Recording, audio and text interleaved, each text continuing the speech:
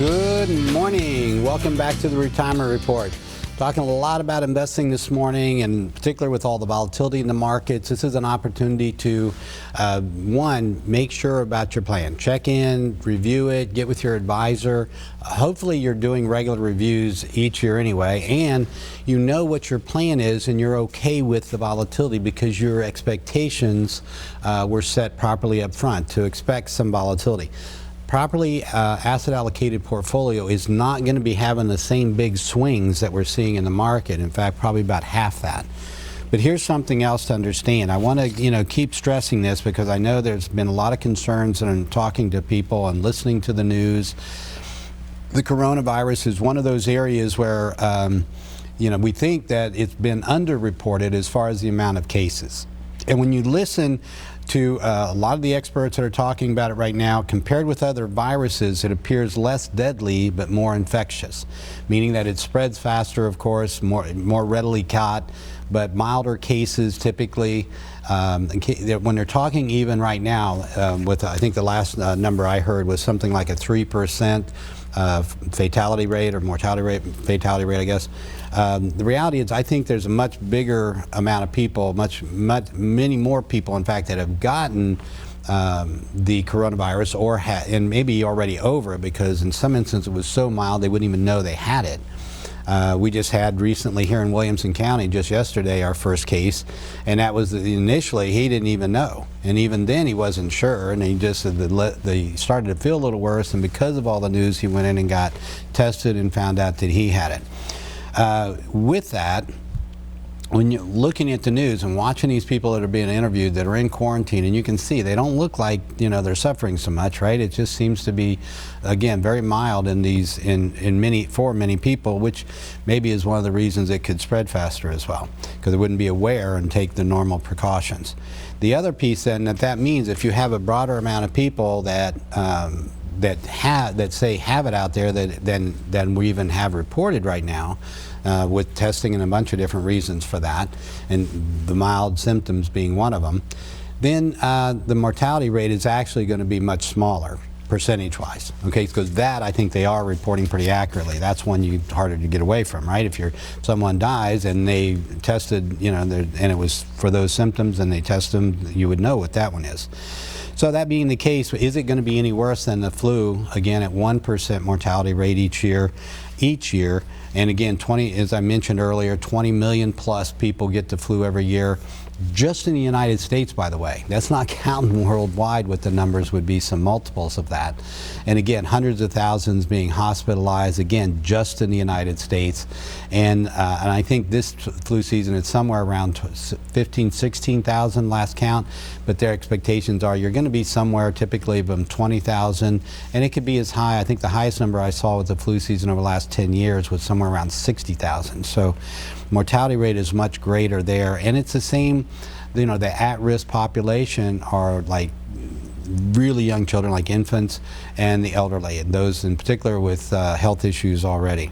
So here's something else, though, that you don't hear, and this is the effect market-wise on these things. And again, when they compare all the different pandemics, epidemics, viruses, and the like that have occurred over the years, we see that where it puts a little more perspective. In other words, we've been here, and it's not different this time. It's always different. Everybody says that, right? Whether you're going through a recession, whether you're going through a bear market period, everybody gets scared. Everybody says, "Oh, it's different this time. Like the world is ending." It's not ending. Okay. Yes, we've been there, and many times it seems like it is in fact many times, and we know how it works itself out. Here's something to understand. Your money is the most important piece here. If you're right now, if the market's down a bit, which it is, of course, year to date, keeping in perspective, we had a 30% gain in the market last year. The year before was down about 6, and I think we're right about that. Year to date now is down about somewhere between 6 and 10, I think. So if you put that in perspective, that means over the last 3 years, even with 2 negative periods in there, you're still up somewhere about 18 to 20% on the market. 3 years, that averages out to about 6%. which is kind of interesting if you think about it, because if we look over the last 20 years in the stock market, the S&P in fact has averaged about 6.5% a year. So this is another thing to keep in mind. We're looking at long-term investing here, right?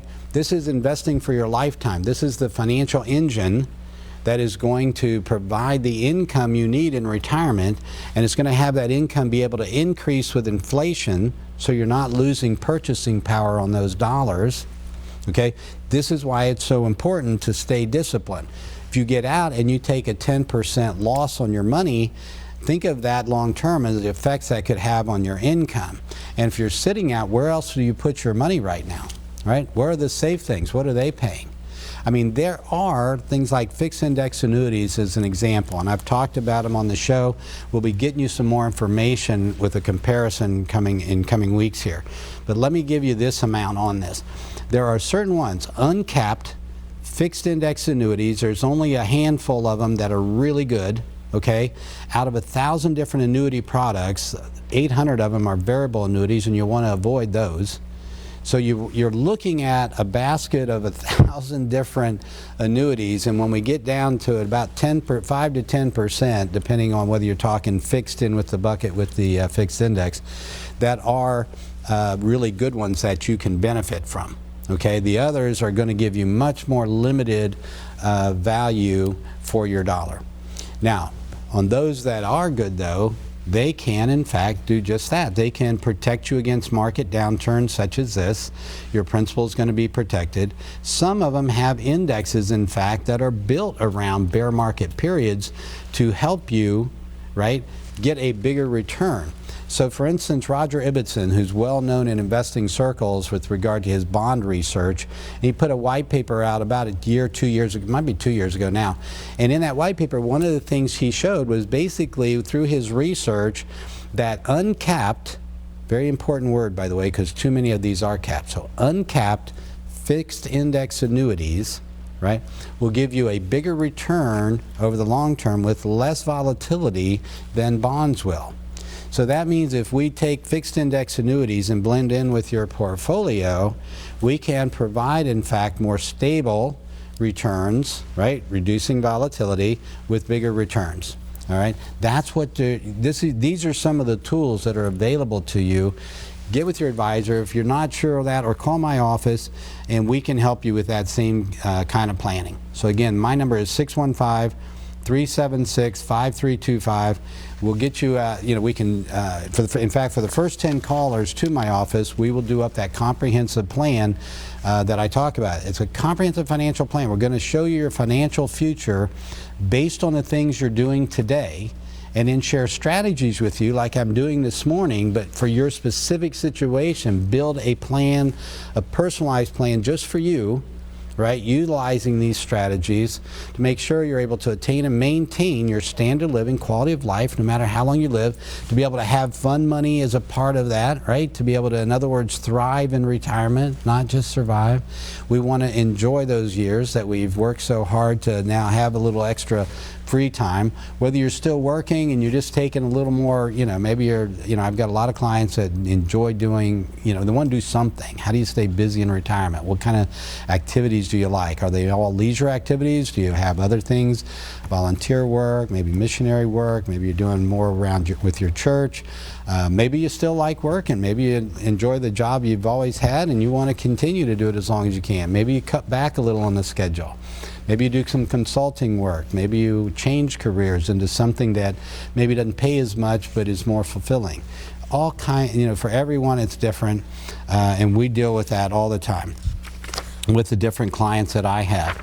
So there are other areas that this gets into. If you'd like more information about it, just call my office and we can help you with that. We've got a piece specifically for the investor, for you, that if you'd like a copy of it, call my office and we can email you a copy of that. Or if you like a copy and you want to come in and do the comprehensive plan at the same time, we'll get you a copy of that as well. All right, there's so much to cover this morning. Mainly I wanted to address the market parts. I want you to, the market piece of that with all that's going on in this coronavirus and what does it mean in terms of investing. Hopefully we've reassured you a little bit there, but we've got more to share. All right, but first a break. Join us here. We'll be right back on the Retirement Report.